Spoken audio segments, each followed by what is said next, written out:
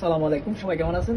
TGA অর্থাৎ হচ্ছে transport general authority, এই যে একটি বিষয় রয়েছে, এই ব্যাপারটি নিয়ে এর আগে আমি অনেক ভিডিও করেছিলাম আমার টিকটক আইডিতে। তো সেখানে অসংখ্য লোক আমাকে অনেক মেসেজ করেছে।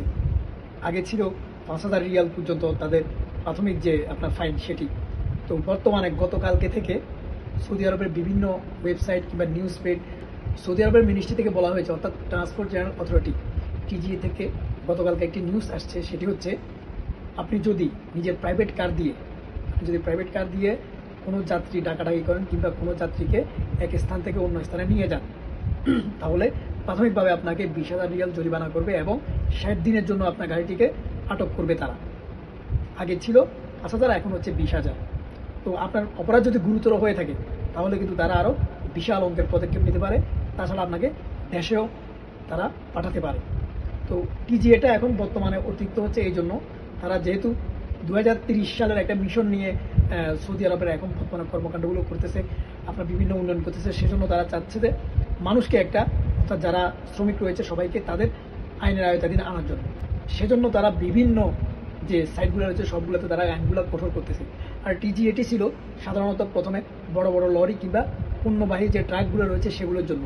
সেগুলোর ক্ষেত্রে কিন্তু আরও যে ফাইনটা সেটা হচ্ছে বিশাল অঙ্কের। সেটি হচ্ছে প্রাথমিক অবস্থায় যদি কোনো লরি কিংবা পণ্যবাহী যে গাড়িগুলা, সেগুলা যদি কোনো অবৈধ পণ্য এক দেশ থেকে অন্য দেশে নিয়ে যায়, অর্থাৎ সৌদি থেকে যদি বাইরে নিয়ে যায় কিংবা বাইরে থেকে যদি সৌদি আরবে নিয়ে আসে, তাহলে প্রথম অবস্থায় তাদেরকে 10,000 রিয়াল জরিমানা করবে এবং গাড়িটিকে কিছুদিনের জন্য আটক করবে তারা।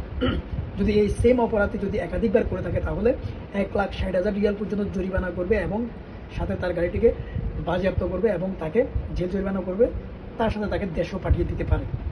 এটি হচ্ছে বড় গাড়ির ক্ষেত্রে।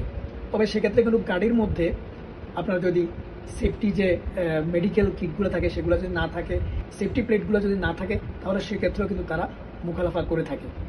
তো আশা করি আপনারা আমার কথাগুলো বুঝতে পারছেন। আমি আসলে সংক্ষেপে কথাগুলো বলতেছি কারণ যেহেতু ভিডিওটি লম্বা হয়ে যাচ্ছে। তো আপনারা যারাই সৌদি আরবে বসবাস করতেছেন, যারা ড্রাইভ করতেছেন, চেষ্টা করবেন যে সৌদি আরবের আইন কানুনের প্রতি শ্রদ্ধা রেখে আপনাদের জীবিকা নির্বাহ করার জন্য। আপনারা যদি লোকাল ভাড়া মারতে, তাহলে আপনারা আপনাদের গাড়িটাকে ল্যামোজিনে অন্তর্ভুক্তি করেন। আপনারা দেখবেন ল্যামোজিনের যে একটি নেম প্লেট থাকে সেটির পাশে কিন্তু আপনার হলুদ একটা চিহ্ন থাকে, সেটি হচ্ছে আপনার ল্যামোজিনের জন্য প্রযোজ্য। এবং কিন্তু অনেকেই সেটি করতেছে, তবে সেটি করার ক্ষেত্রে কিন্তু অনেক শর্ত সাপেক্ষ থাকে। তো ভিডিওটি বেশি বেশি করে শেয়ার করে দেবেন, যাতে যেসব বাঙালি ভাইয়েরা রয়েছে যারা অবৈধভাবে ড্রাইভ করতেছে তারা যেন দেখে এবং তারা তাদের সঠিক নিয়ম, এমনকি সৌদি আরবের যে সঠিক একটি নিয়ম রয়েছে সে পর্যায়ে যেন তারা জীবিকা নির্বাহ করে থাকে। তো আজকের মতো এখানে রাখতে হচ্ছে। অন্য কোনো দিন অন্য কোনো বিষয় নিয়ে